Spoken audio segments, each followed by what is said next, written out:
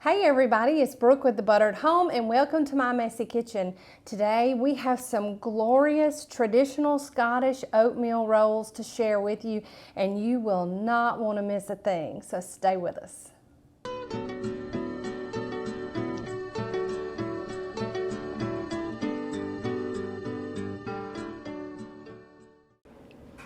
Alright, so first to a large bowl we have a cup and a half of old-fashioned oats. Over that we're going to pour in a cup and a half of boiling water. We're just going to stir those up together and get that mixed in. It'll be kind of thick.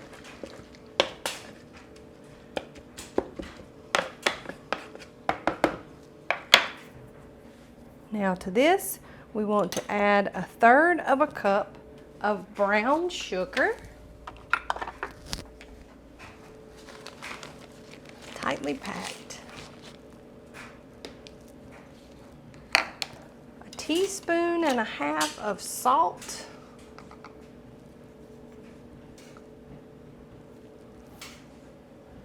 and 1 tablespoon of oil. And I'm using avocado oil, but you can use whatever oil you like. Just going to mix that in.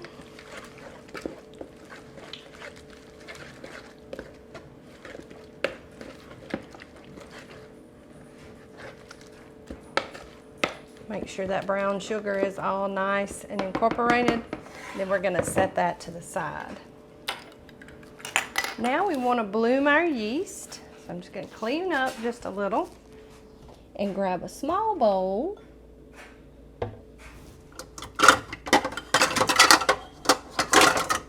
As I make all kind of noise.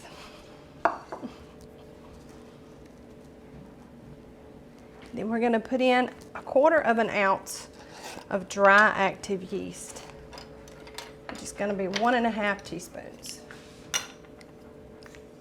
Now some people like to sprinkle this over the warm water. I like to put it in first, just so I can make sure that it all gets nice and covered. Sometimes whenever I put it in, when the water's in already, it kind of sticks to the top and I feel like I mess with it too much.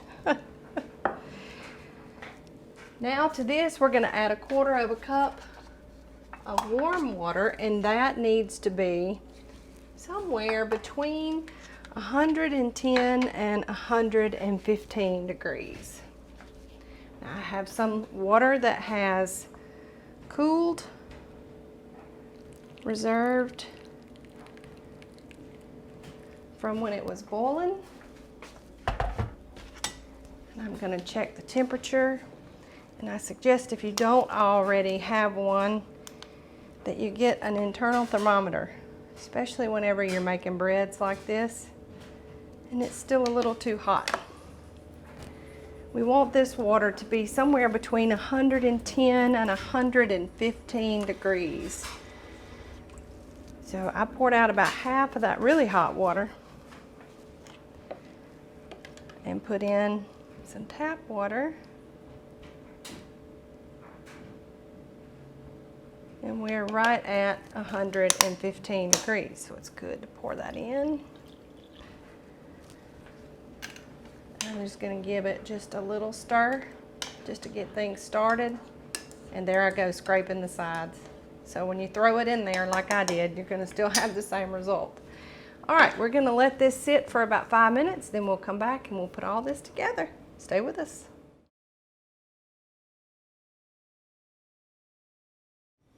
Okay, we've let our yeast stand for about 5 minutes and it's nice and foamy. So we'll take the yeast mixture and we will add it right in to our oats and give that a good stir. Now this is the wet base of our oatmeal bread. Make sure I get all that scraped down. Now I have 3½ cups of flour here, and we're going to add this in stages to the wet combination. I'm going to do about 1/3 and add that in so that I can get the flour incorporated well. And I'm using a whisk here, but soon we'll have to transfer to our spatula.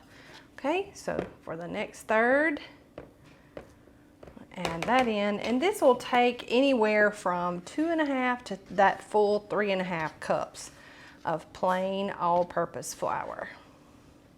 All right, so we're officially at the point where I don't need to use my whisk anymore. So I'm just going to clean it off with floured hands and get my spatula and get that folded in. Now, this is a rather sticky dough to begin with. However, it is super sticky right now. So I'm going to add in almost all of the flour that I have left and get that incorporated in. Now, you can use a stand mixer. If you have mobility issues with your hands, that's fine, but we will need to knead this dough once it comes together for about 6 to 8 minutes, just until it's soft and pliable and stretchy. All right, so we want a shaggy but sticky dough, and I think that we are there. So I'm going to get the rest of that flour scraped down and folded in to the bread mixture. Now I'm going to set that to the side and put down just a little bit of bench flour, not much, because we don't really want to add too much flour, but I am going to flour my hands. Now nearby, I have a large bowl that I'm going to go ahead and spray. And when we get done kneading our dough, then it will go into that greased bowl, and we will turn it so that all sides get greased and let it rest for about an hour. All right, so I'm going to turn that pretty oatmeal dough out on my surface. Make sure that my hands are good and floured. And we're just going to bring it together kind of like we do biscuits. And then we're just going to start to knead. Now this, if you are like me and doing it with your hands, enjoy this process. This is therapeutic. You can close your eyes while you do it, but what we're doing is we're stretching the gluten here in the bread, which will make it a soft and pliable dough. Now, there is no real mad science to kneading dough. I like to use the heel of my hands, and I'll fold it over and push down and bring it back together.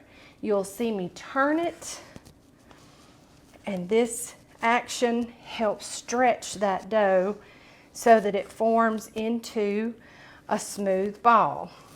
Now, if your bench gets a little wet, because like I said, it is a sticky dough, just add about a teaspoon of flour, or simply scrape up from what you've already moved over, and continue to knead. As you knead, the dough will get less sticky and more smooth.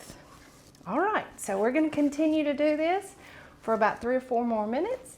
Then we're going to pop it in that oiled bowl and let it rise for an hour, and we'll be back to show you how to shape it into these beautiful Scottish oatmeal rolls. So stay with us.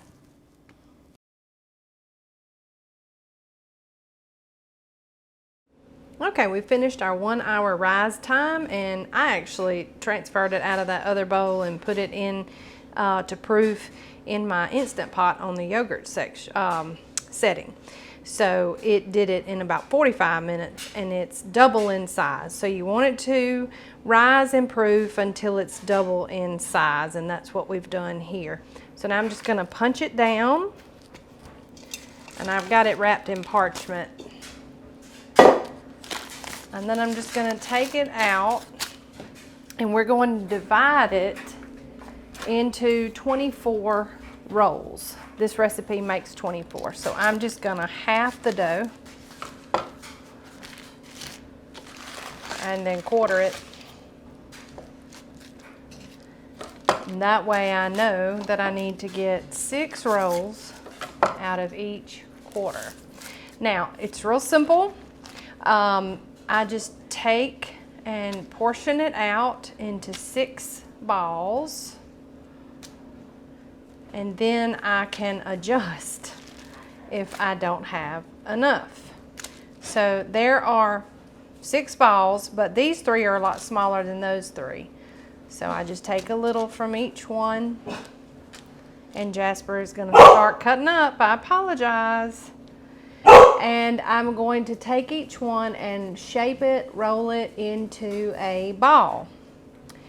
Then, just because I like for people to know that these are oatmeal rolls, I just take the tops and just dip them in a little bit of that oatmeal. Then I'm going to place them into a lightly greased, and I'm using a casserole dish.